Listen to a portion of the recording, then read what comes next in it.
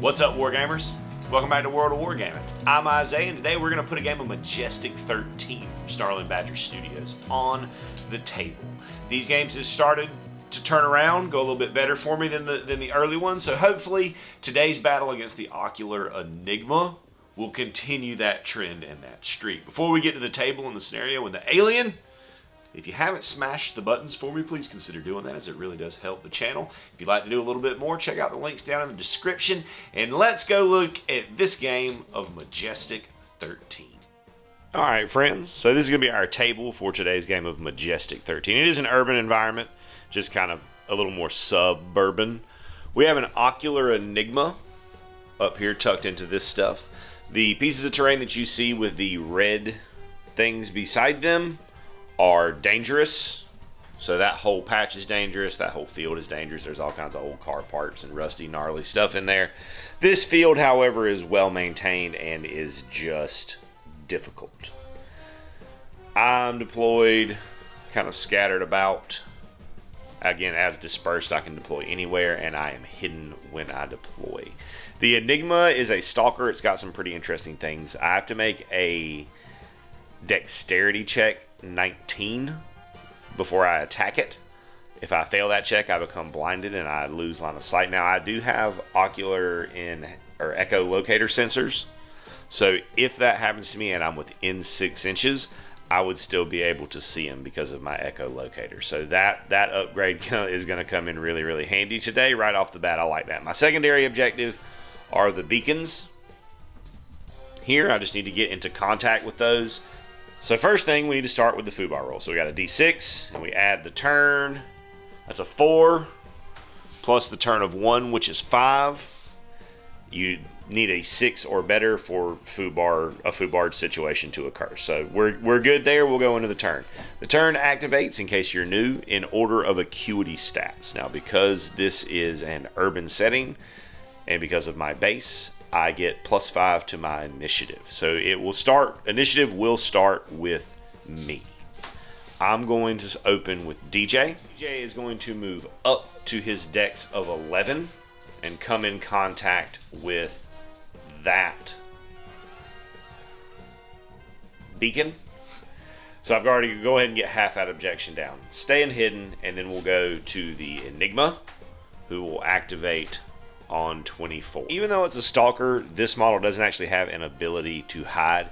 Its stealthiness is based off its ability to make me not be able to see it. But I am all hidden. It is not hidden, and it's not within an inch of anybody. So it's going to move towards cover. It is in dangerous terrain, however. Anything that says dangerous terrain doesn't affect the aliens, so I'm going to play it that it affects everybody. That is a 5. On a 5 up, it takes 1d6 damage. 3 damage. Gonna move over to behind those buildings. Still in dangerous terrain, but not quite so out in the open. Gonna get Gully. He's gonna move up with his dexterity of 11, and he's gonna take a shot here. Now, first I have to take that test. So when we take a test, we roll our d20, we add our stat. Looking for the target number. That's a 13 plus my dex of 11. I passed. I'm not blinded. And I may proceed to shoot. Or to roll my damage. Or no, now I need to shoot. That was to see if I'm blinded. So now I need to shoot. So again, roll our dice, add our stat. 14 plus combat 13 on defense. 21 will hit. So now I get to roll some dice. He's got 2d6 for damage. And 11. That's a pretty good start. However, now revealed. Now, if I had rolled on that attack, had I rolled a 19 or a 20, it would have been a crit, because when you attack from hidden, it is a surprise. But I did not roll that well, so it didn't happen. Next up for me is going to be Alexander. We'll move up with his dexterity of 10 to this point, and he's going to try to take that shot. Our dexterity test, which we pass. And then we'll take a shot. And I forgot to do this on the other one, but he is in cover, so that's a miss. Is up next for me, coming in with his dex of 14 from behind the Earnhardt Hummer. Test. 15. That will pass. He's got a HUD targeting HUD, so he ignores the cover. 14, even with the minus from the weapon. Oh yeah, that definitely hits. He's got a combat of 18. Holy smokes. For 46, not a great hit. 5, 10, 12 damage. Now, in this situation, the Ocular Enigma doesn't strike back at me. It doesn't get that bonus activation because it only counts as hidden to blinded enemies. And as of yet, none of my team is blind. And I'm pretty sure that within that 6 inches of my echolocator sensor, it still wouldn't count as hidden. Ghost, moving forward, Ghost moves up from behind the corner of the house right here to grab that beacon. So as it did not use poisonous visions on its last activation, the Ocular Enigma will now do that. The 2 closest enemies within 18, which will be Fenrir and Maui. So they're going to have to take fortitude checks. So for Fenrir, 8 plus his fortitude of 13 does not quite make it. And we'll go ahead and check Maui. 19, he's going to be fine. So Fenrir will gain the poison keyword, however, the damage will be negated by his ablative buffers. Poison has my movement and mess up fortitude tests. I do get the opportunity to clear that when he activates, but that's not just yet. We go to turn 2, and we start with DJ. He's going to move in, see how the terrain does. We're good, no worries from the dangerous terrain. Our acuity test to shoot him. Our dexterity test. It's a 9 plus 11. That's enough. It's a 19. Yep, it's a 19, so we're good there. We'll take our shot. 13 plus, yeah, combat 18. That absolutely hits for 3d6. Oh, that's a good roll. 17 damage. Let's go. And go to the bad guy, who is not hidden, so he will attempt to move away and into cover, which doesn't leave him a lot of options. I don't know, he's got a lot of movement. Move over to the other side of the house, away into cover and out of line of sight. Will take some dangerous terrain damage. 2. Fenrir is going to try to clear this condition. 14, fortitude 13, that's a 27. 27 should do it. The remainder of my activations are pretty uneventful. Fenrir moves down, everybody else is just double moving down to this end of the board to try to get to a position where they can actually get on this thing.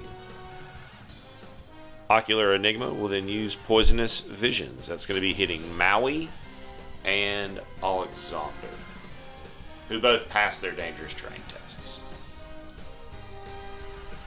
22 for Maui. He's good. For Alexander, he's not good. So he's going to be poisoned. The damage will be negated by his buff. Then come into turn 3, where I'm going to have DJ move over. He'll take his test. Oh, he's going to take some damage. It won't matter. He'll just lose his ablative armor. Roll a foo bar for this turn. 2 plus 3, nothing. We're good. Okay. And he's going to try to call in a drone strike. He has +1 to this because he touched the beacon first. Oh.